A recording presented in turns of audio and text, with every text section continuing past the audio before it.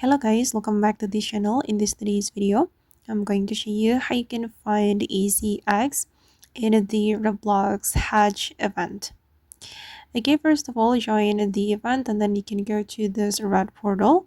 And after that, there will be a lot of games you can play here in the game hub.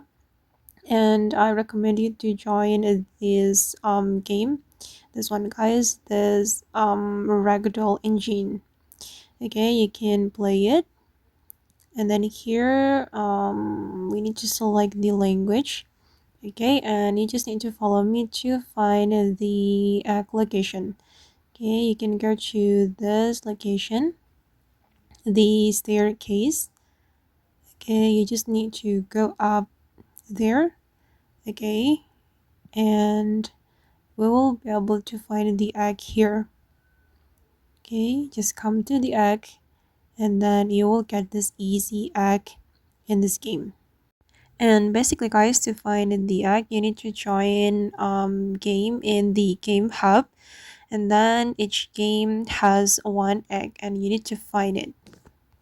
Okay guys, and that's all the way to find easy egg in the Roblox Hatch event. I hope this video will be useful for you. Thank you so much for watching, and bye.